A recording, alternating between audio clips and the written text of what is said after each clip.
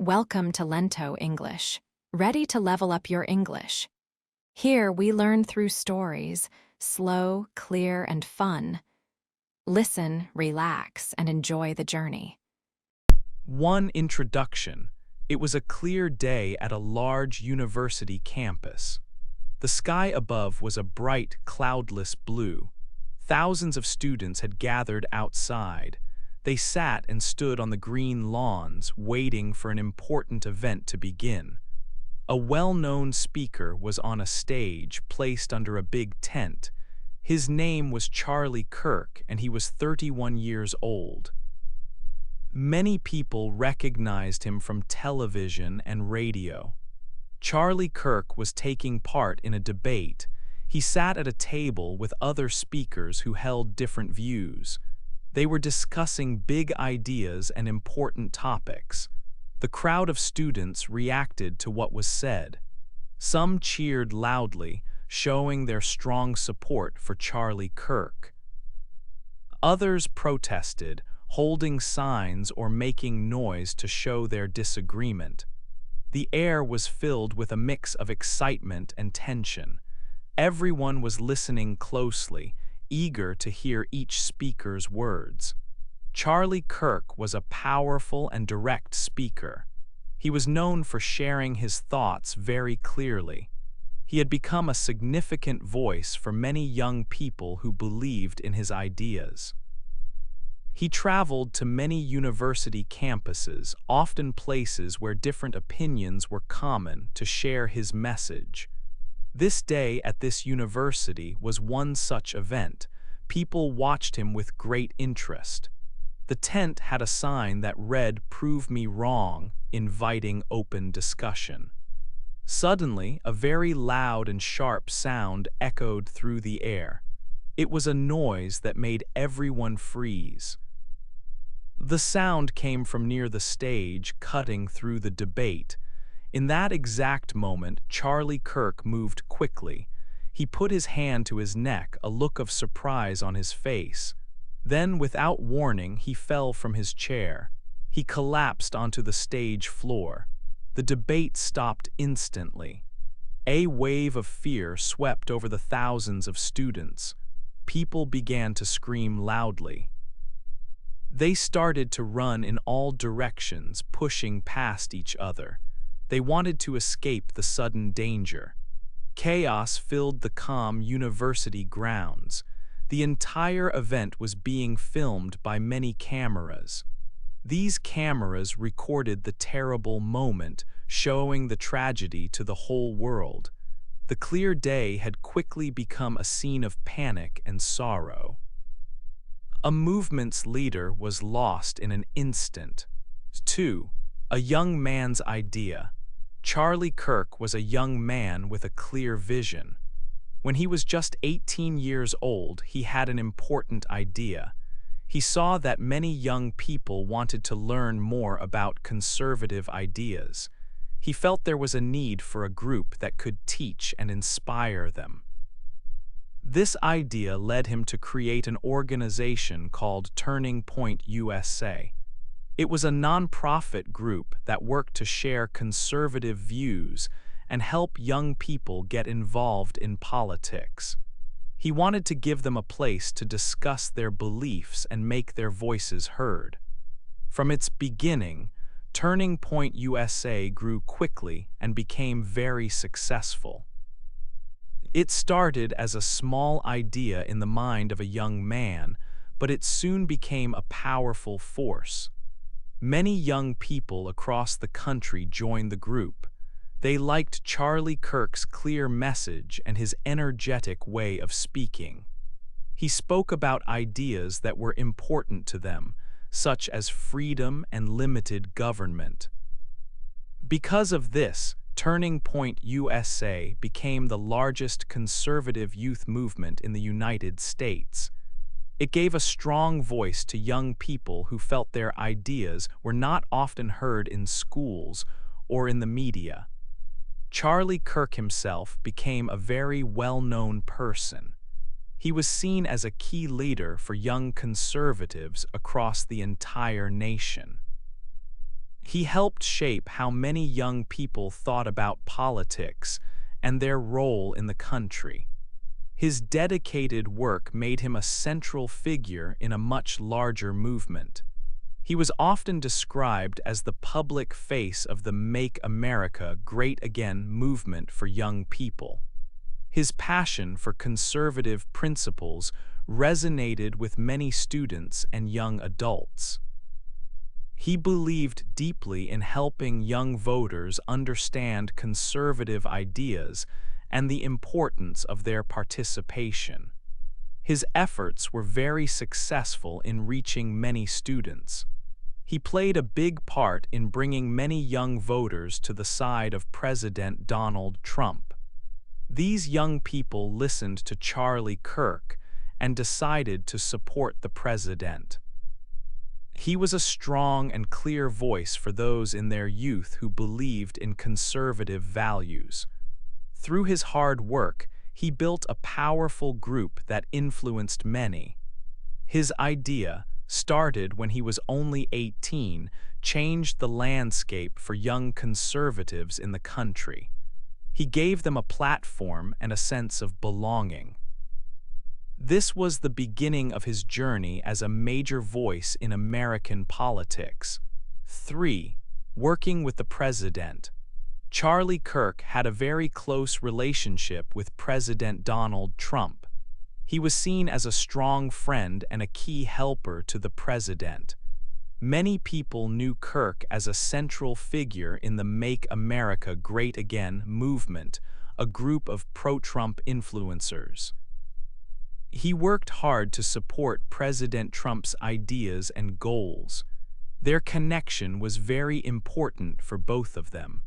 Kirk was known as a staunch and trusted ally, always ready to stand with the president. This strong bond helped shape many political events. During the 2024 presidential election, Charlie Kirk played a significant role. President Trump often spoke about how much Kirk helped him. Kirk was successful in bringing many young voters to the president's side. He also helped to gather support from voters of color for President Trump. His organization, Turning Point USA, was very active. It worked hard to encourage people to vote. This effort was a big part of the voter turnout drive that helped President Trump return to the White House again. Kirk's work was vital for the campaign's success. He aimed to change the Republican Party and, more generally, American politics.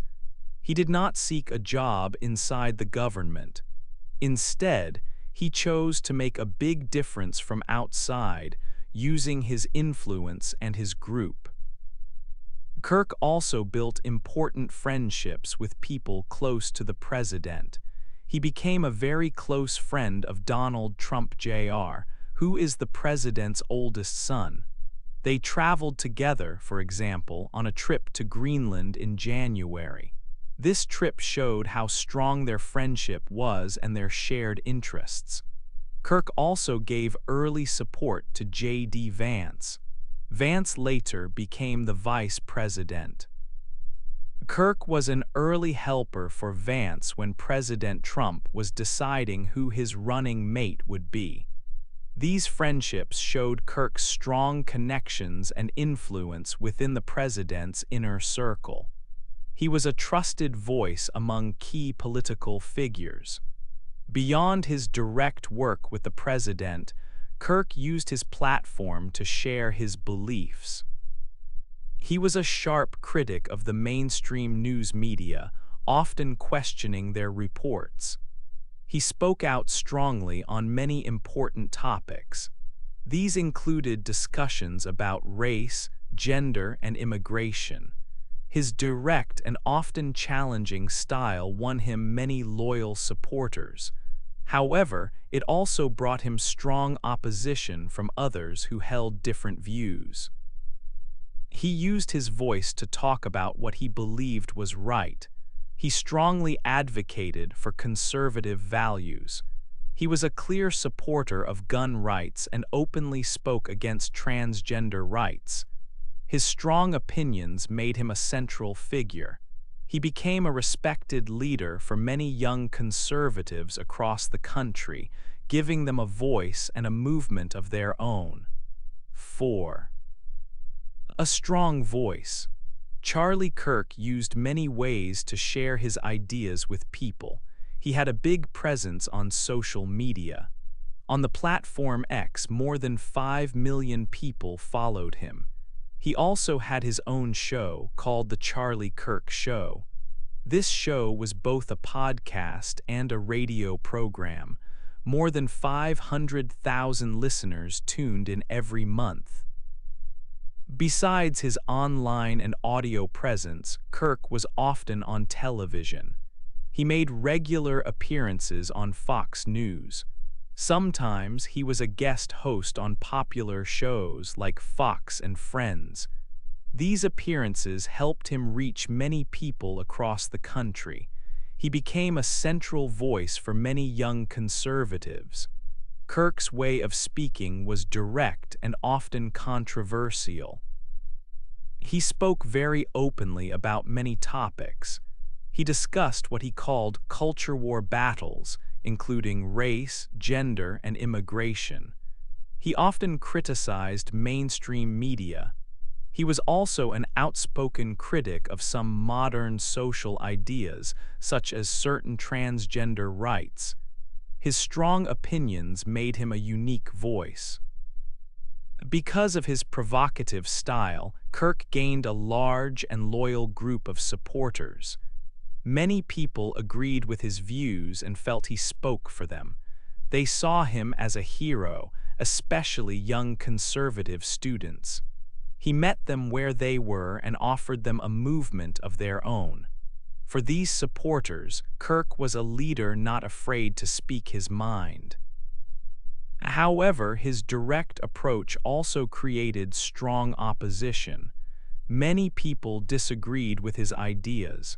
They found his comments and style to be offensive. Kirk himself was aware of this criticism. He had even warned about the possibility of violence from his critics. Despite this, he continued to travel and speak in public places. He often visited college campuses, which sometimes had very different political views. He liked to debate with anyone who wanted to challenge him. At these events, his tent often displayed the words, "Prove me wrong." This showed his willingness to engage with opposing ideas. His strong voice brought both great support and significant disagreement, making him a very impactful public figure. 5. The Day in Utah. The day in Utah began with clear skies. Thousands of students came to Utah Valley University. They gathered to hear Charlie Kirk speak. He was a well-known conservative voice. Many saw him as a leader for young conservatives. Charlie Kirk sat under a large tent. The tent had a sign that read, "Prove me wrong." He was there to debate different political ideas. Many students cheered for him. Some students protested against his views. It was a lively scene with different opinions. Cameras recorded the whole event. Suddenly, a loud sound broke the peace. It was a gunshot. Everyone stopped. Charlie Kirk was hit. He quickly touched his neck. Then he fell from his chair. People started to run. Fear spread through the crowd. Students screamed and pushed to get away. The happy atmosphere turned into chaos in seconds. The cameras kept rolling. They recorded everything that happened. The world would soon see the terrible event. Images of the shooting would be shown to many people. For many young conservatives, Charlie Kirk was like a star. He was their leader. Now he was gone. His death was a shock. It meant that a strong voice in their movement was lost. Many saw him as a martyr, someone who died for his beliefs. He often spoke about the danger of violence from his critics. Yet he still went to college campuses to debate. These places often had different political views. He was always ready to meet and talk with everyone. The event at the university quickly became a sad memory. What started as a debate ended in tragedy. A leader was lost. The images from that day would stay with many for a long time. The clear Utah sky watched as the day ended in sorrow. 6. A country reacts. The country watched and listened. News of the shooting spread quickly across the land. People everywhere felt a mix of deep sadness and strong anger. The television news channels showed the story again and again. Radios played discussions about what had happened. Many citizens felt a dark cloud hang over their nation. This event truly shook the country. President Trump spoke to the nation from the Oval Office. He made a video address. He then put this video on his social media website for all to see. In his speech, he called the killing of Charlie Kirk a dark moment for America. He said it was a very sad day for the country. He spoke with a serious tone. The president did not wait long to share his thoughts on who was responsible for the violence. He clearly stated that the radical left was to blame for Charlie Kirk's murder. He reminded people of other times when violence had happened to conservatives. President Trump promised that his government would work hard. They would find each and every person who had helped cause this terrible event. He also said they would find those involved in other acts of political violence. This message was meant to show a strong hand against such actions. Many people who supported the president and conservative ideas agreed with his words. They wanted strong action against groups they saw as left-wing. One well-known conservative activist, Christopher Rufo, wrote on social media. He said it was time within the law to stop these groups. He called for those responsible for the chaos to be arrested and put in prison. But not everyone spoke with anger. Many important leaders from both the Republican and Democratic parties spoke out. They quickly condemned all political violence. They asked everyone to stop using angry words. They wanted people to calm down and talk without hate. They hoped for peace and understanding to return across the country. In the country's capital, Washington, D.C., Congress met. Lawmakers wanted to show their respect for Charlie Kirk. They held a moment of silence. Everyone stood still and quiet for a short time, remembering the life lost. But this quiet moment did not last. Soon after, members of Congress started to argue loudly. They shouted at each other, showing their strong disagreements. This quickly showed that the deep tensions between political groups were still very high. The day was full of shock and deep division for the nation. Many wondered what this event would mean for the future. 7. More sad stories. The shooting of Charlie Kirk was a very sad event. It also showed a bigger problem in the country. Many people worried this violence was not new but part of a pattern. Political violence had happened before. Earlier in the same year, 2 politicians were shot in their homes in Minnesota. One died from her injuries. This was a terrible attack on public servants. Last year, there were 2 attempts to hurt President Donald Trump. A bullet came very close to him at a large outdoor meeting. It was a scary moment. The Utah event was similar, with a crowd watching. 2 years before that, a man broke into Nancy Pelosi's home. She was an important leader. The man used a hammer to attack her. This showed even leaders in their homes were not safe. Even earlier, in 2017, a man shot at Republican politicians playing baseball in Virginia. Many people were hurt. It was another sign of danger. These events made many people feel worried. They saw a growing danger for anyone in public life. People who speak their minds or work in politics faced risks. Safety seemed harder to find. After the Utah shooting, some conservative groups thought about security. They wondered how to keep speakers safe at public events. Even with trained security, attacks could still happen.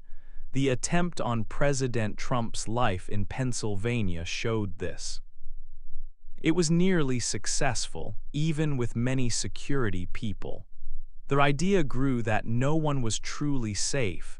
Public life, for some, felt like a dangerous game, like a blood sport.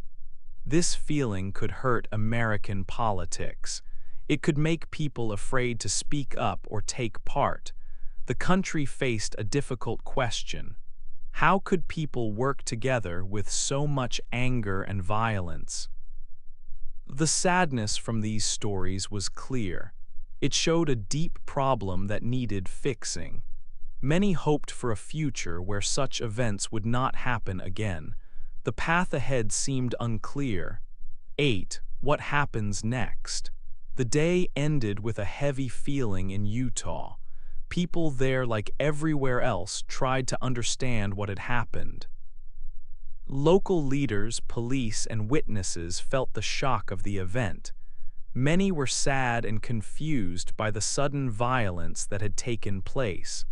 This tragedy left a deep mark on the community and the nation. Utah's Governor Spencer Cox spoke to the public. His voice was full of emotion. He often talked about how political language was too strong and how people were too divided. Now he spoke about the country itself. He said the nation was broken. This was a strong word.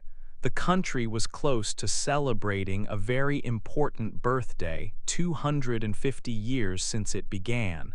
But the governor wondered if this long history had led to this sad moment. Is this it? He asked the people. Is this what 250 years has given us?